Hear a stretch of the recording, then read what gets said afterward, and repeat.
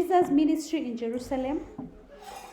So first we're going to describe Jesus' triumphant entry into Jerusalem. That is Luke chapter 19 verse 28 to 40.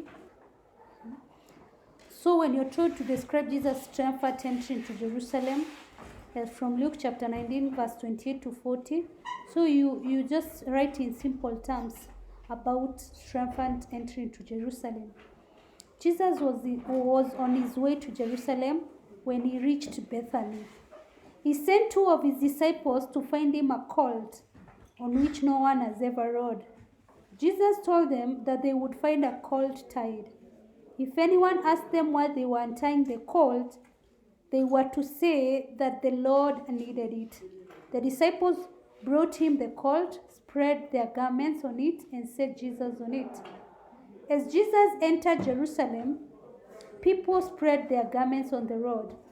As he rode through the city of Jerusalem, people sang and proclaimed him king. They also declared peace in heaven and on earth. Some Pharisees asked Jesus to order the people to be quiet. Jesus replied that if they kept quiet, the stones would start shouting. And when he had said this, he went on ahead, going up to Jerusalem. When he drew near to Bethphage and Bethany, at the mount that is called Olivet, he sent 2 of his disciples, saying, "Go into the village opposite, where on entering you will find a colt tied, on which no one has ever yet sat. Untie it and bring it here. If anyone asks you, why are you untying it? You shall say this, the Lord has need of it." So those who were sent went away and found it as he had told them. And as they were untying the colt, its owner said to them, "Why are you untying the colt?" And they said, the Lord has need of it." And they brought it to Jesus. And throwing their garments on the colt, they set Jesus upon it.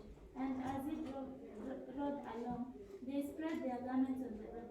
As he was now drawing near at the descent of the Mount of Olivet, the whole multitude of the disciples began to rejoice and praise God with a loud voice for all the mighty works that they had seen, saying, "Blessed is the King who comes in the name of the Lord, peace in heaven and glory in the highest." And some of the Pharisees in the multitude said to him, "Teacher, rebuke your disciples." He answered, "I tell you, if these were silent, the very stones would cry out."